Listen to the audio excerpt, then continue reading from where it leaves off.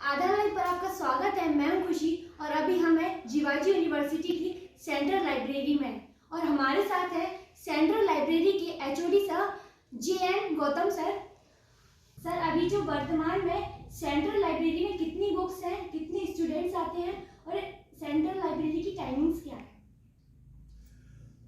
देखिए, जीवाजी यूनिवर्सिटी की ये सेंट्रल लाइब्रेरी है। जीवाजी यूनिवर्सिटी जो लाइब्रेरी सिस्टम है उसमें एक तो सेंट्रल लाइब्रेरी है और जितने भी SOS हमारे हैं, अध्ययनशालाएं हैं, उन सब की अलग अलग लाइब्रेरी है। इस लाइब्रेरी में प्रतिदिन लगभग 200 से 300 लोग जो है आते हैं। स्टूडेंट भी होते हैं, उसमें टीचर भी होते हैं और वो अपनी आवश्यकता की पूर्ति करते हैं। इस लाइब्रेरी में लगभग जो है, अगर पूरी यूनिवर्सिटी में हम देखें तो लगभग हमारे पास 2.25 लाख जो किताबें हैं, पुस्तकें हैं और हमारे पास 10,000 जो है इंटरनेशनल नेशनल जर्नल भी हैं और पूरी की पूरी जो लाइब्रेरी है वो इलेक्ट्रॉनिक भी है।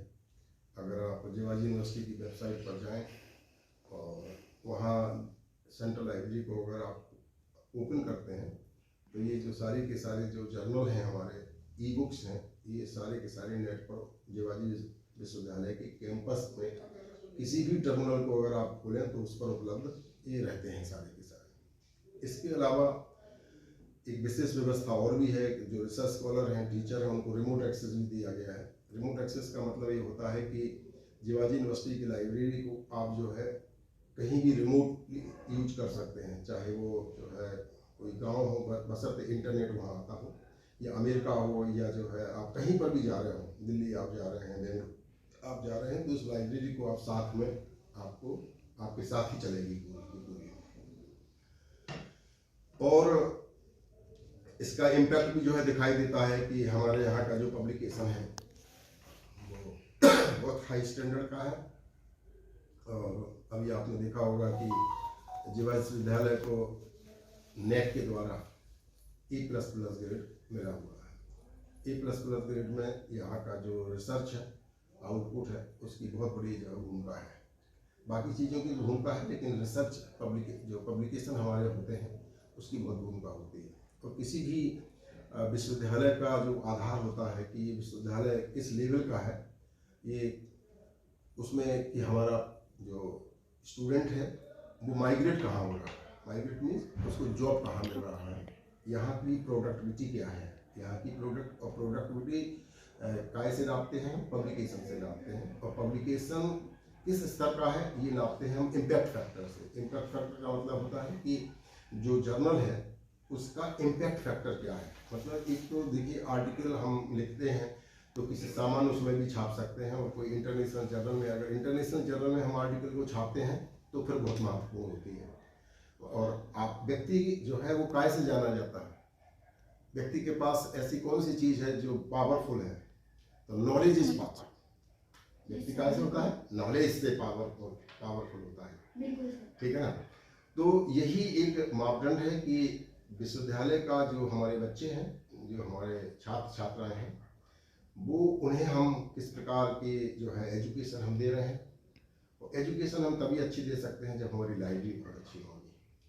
लाइब्रेरी में हमारे मानक पुस्तकें आती होंगी, स्टैंडर्ड जो है किताबें हमारे पास आती हैं, हम जर्नल हम मंगाते हैं और उन्हें हम बताते हैं कि इन्हें कैसे जो है यूज करना है, कैसे आर्टिकल लिखना है, कैसे क्या करना है। तो क्योंकि देखिए, जर्नल में जो आर्टिकल निकलता है और एक जो पुस्तक होती है उसमें बड़ा अंतर होता है। एक पुस्तक हम जब हम आइडिया डेवलप करते हैं, जब हम आर्टिकल को पढ़ते हैं तो कई सालों के बाद आइडिया डेवलप होते हैं, तब हमारा मन करता है कि अब हम किताब लिखें। लेकिन जो जर्नल होते हैं उसमें जो आर्टिकल निकलते हैं ये फर्स्ट हैंड इन्फॉर्मेशन होती है। फर्स्ट हैंड इन्फॉर्मेशन का मतलब होता है कि रिसर्च हुई और वो इन्फॉर्मेशन बाहर आई, राइट। और जीवन में आगे बढ़ने के लिए फर्स्ट हैंड इन्फॉर्मेशन की ही आवश्यकता है, क्योंकि अगर आप मान लीजिए वेट करते हैं या आप समय गुजार देते हैं तो फिर पूरी दुनिया में रिसर्च का काम तो चल रहा है ना, आप कर रहे हैं, तो अगर आप नहीं कर पा रहे हैं तो हम कर रहे हैं, कहीं ना कहीं हो रही है। तो मान लो कोई आइडिया हम सोच रहे हैं और पता चला कि वो तो काम हो चुका, तो रिसर्च में जरूरी है कि टाइम बाउंड प्रोग्राम जो है होना चाहिए और इसके लिए ये जो लाइब्रेरी है ये प्रयत्न कर रही है कि जीवाजी विश्वविद्यालय के जो छात्र छात्राएं हैं उनका जो है जो एजुकेशन स्तर है उसको बढ़ाने में जो है सहयोग कर सके। हम पूरी जो है कोशिश करते हैं। और यहाँ तक कि आपके जर्नलिज्म है, जर्नलिज्म में भी हमारे पास कई जो है इंटरनेशनल जो है जर्नल हैं, हमारे पास डाटाबेस हैं, उनका यूज करना चाहिए। लेकिन एक प्रॉब्लम हमें एक नज़र आती है, क्योंकि यहाँ पर लोग जो है थोड़ा सा यूज कम करते हैं।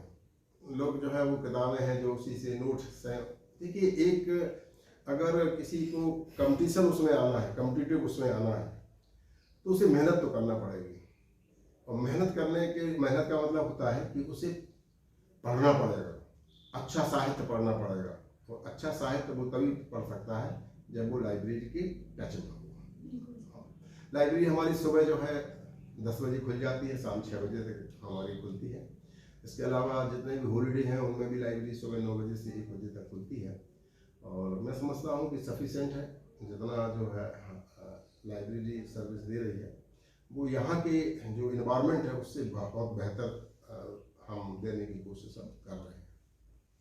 सर, जो अभी वर्तमान में लाइब्रेरी है, इतनी सारी फैसिलिटीज हैं बच्चों के लिए, तो अभी नई लाइब्रेरी बननी है तो उसकी क्या आवश्यकता पड़ी नई लाइब्रेरी बनने की?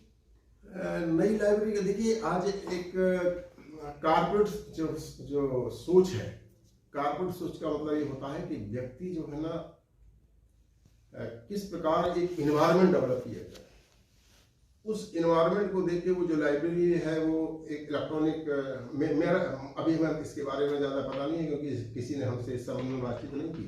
जी सर जी।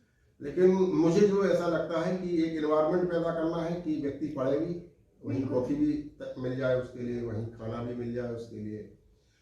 एक और अपने हॉस्टल में अगर वो रह रहा है, मान लो उसका हॉस्टल में सुविधाएं नहीं है या मन नहीं लग रहा है या प्रॉब्लम हो रही है, तो वो जाके जो है वहाँ पर रात को बैठ के 24 घंटे वो खुलेगी तो उसमें बैठ के पढ़ सकते हैं।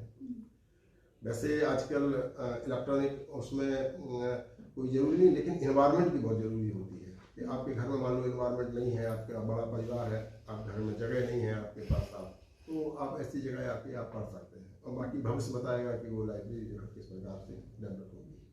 सर, नई लाइब्रेरी में जीवाजी यूनिवर्सिटी के स्टूडेंट ही जा सकते हैं उसमें पढ़ने के लिए, या फिर अन्य यूनिवर्सिटी के स्टूडेंट भी जा सकते हैं? ये एकेडमिक लाइब्रेरी है, और एकेडमिक लाइब्रेरी का मतलब ये होता है कि जो जीवाजी विश्वविद्यालय के उसमें है वही व्यक्ति पढ़ सकते हैं।